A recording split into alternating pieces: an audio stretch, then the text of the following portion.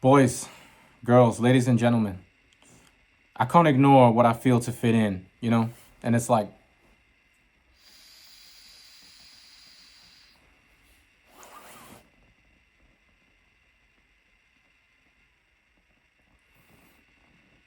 I feel like I could never fit in. I feel like I'm different because, put it like this, I've never been attracted to the same type of girls, bimbo type, bitchy type.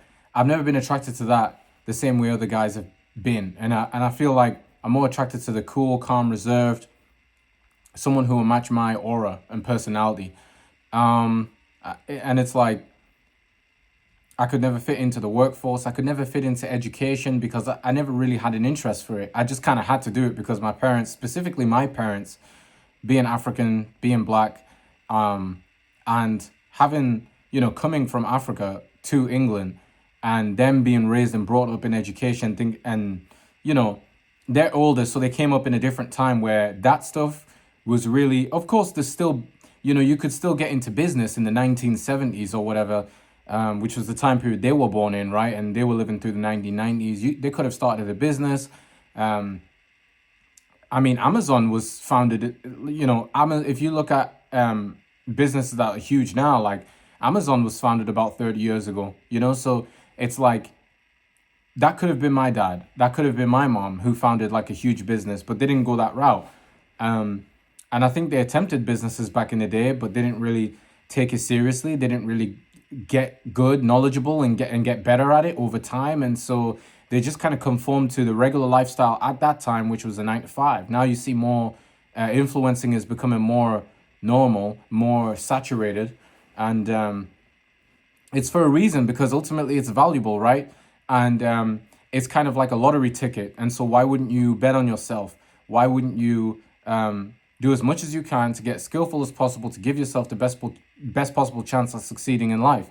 But a lot of people are still living as if we're in the 1970s, and it's not going to bode well for them in the future when they're on their deathbed and they think about, I regret starting that business, regret not starting that business.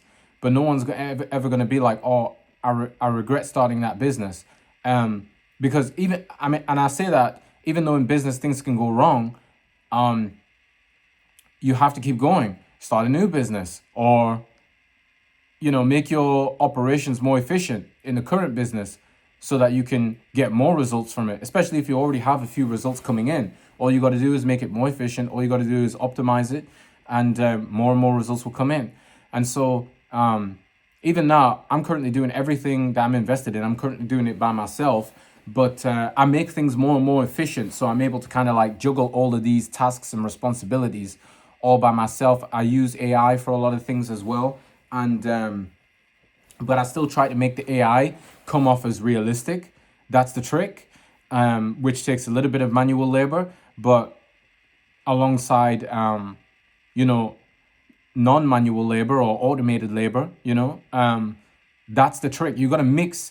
I think we're living in a time where if you want to get things done quicker and get results faster and grow to a further extent, you kind of have to mix manual labor with automated labor, put them together, and now you have like a whole empire that's like almost like half of that at least half of it is like running on itself, and it's so great, and I love it, and I just get more and more invested each day. And so I feel like a lot of people aren't doing that. I'm doing that, and because I see from the few that are doing that are getting huge results, and quite frankly, way larger results, way larger success than the average person who isn't doing that. So I see myself in that, and I'm like, why not? I just replicate it in my own way.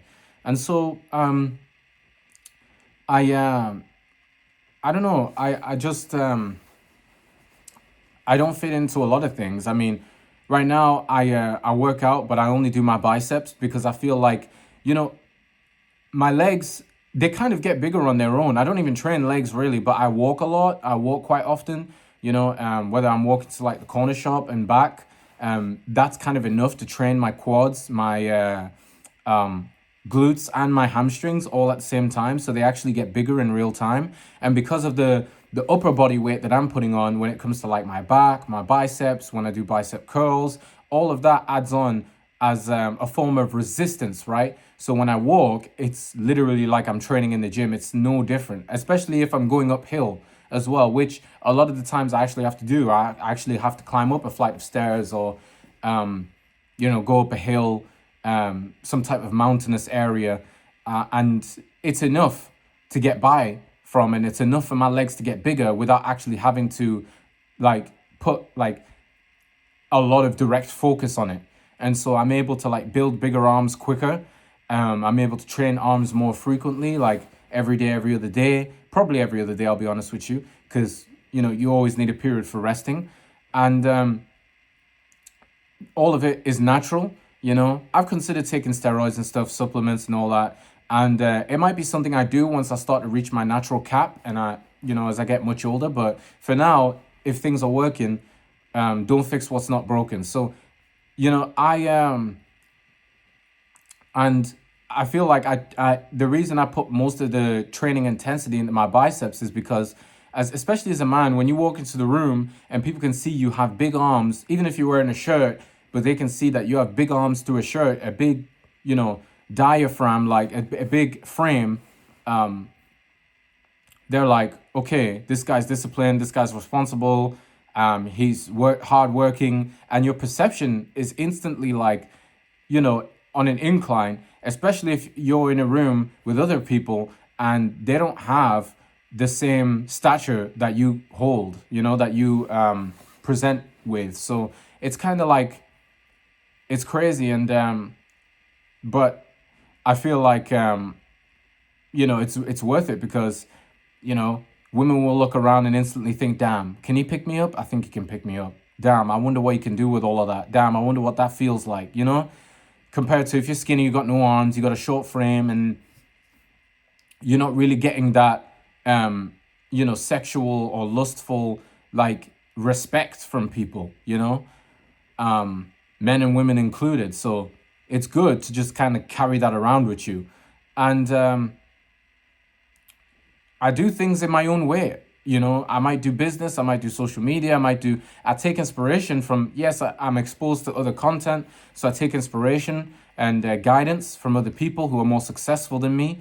And I look at them as figures of authority to a degree, but at the same time, I still put my own spin to it for the uniqueness and to be recognized, And I feel like that's what you have to do if you're doing anything in life. You got to do things that's going to make you recognized, and I feel like when you work in a 9-to-5 job, the reason I didn't gel with a lot of these things in school is because you can't really do things in a way where you can be recognized in the sense of like, there is a boundary to how creative you can be because there's too much legislation there's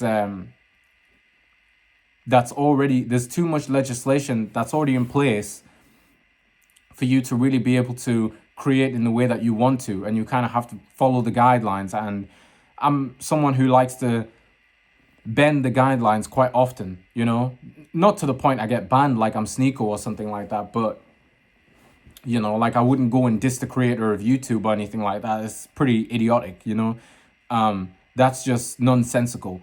And quite frankly, if you look at his situation, he deserved his ban. Now he's back and he can take a spot, but he can continue to go more viral over time. But the issue is that, when Sneeko got banned in 2022, and he was making that red pill manosphere content and he was getting away from his creative side, it kind of ruined his audience, it kind of ruined his perception.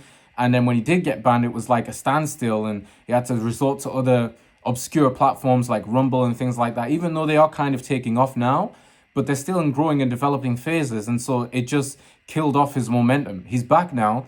So, hopefully he can pick it up because I feel like he has some value to his content and stuff like that.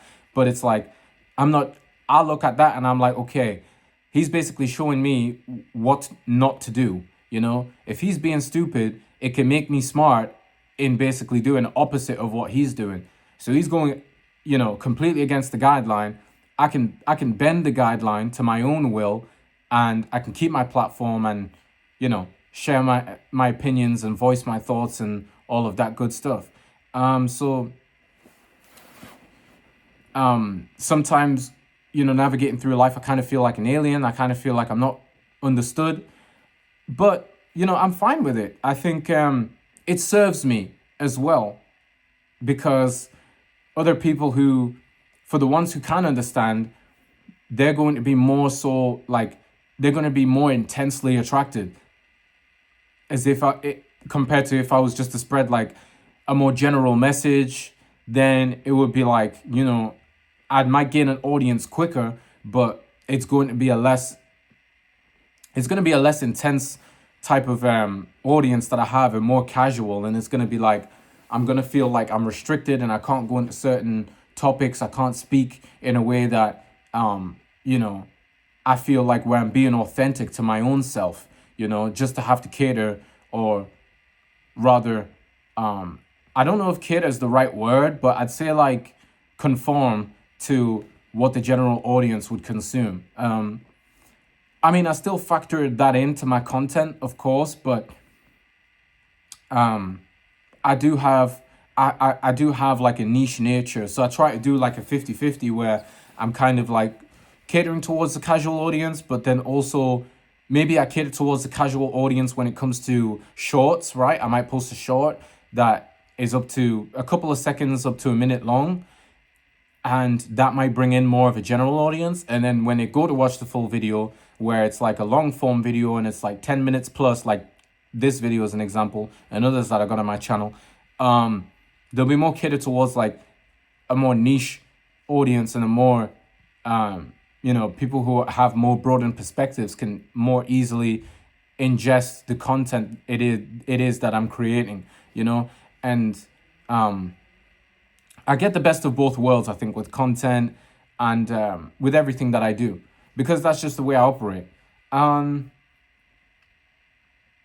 and so, yeah, I just don't feel like especially when I was young, I didn't really fit into that many things in life.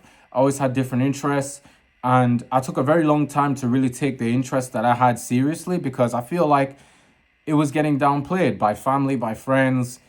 You're not gonna make it doing that. Um, you know, they'll bet like, what if, yeah, you could make it, but what if you don't? And I don't really take all that into consideration anymore, not like I used to. And so I guess it's part of growing up, but at the same time, I look back and I wish like, damn, I could have went harder, because if I did go hard and I just, did what I really truly wanted to do, I could have gotten up to a point very quickly where I could have had a lot more influence than I do have now. But now I'm correcting that, so I'm just gonna go hard regardless. And so if you don't fit in, use whatever interest that you do have to stand out. It's that simple. Don't dwell on it. Just market it, just monetize it. Um yeah, I think that's the video, quite short and brief message, but I think I got my point across. And yeah, I know that this is going to touch a few people, so that's it.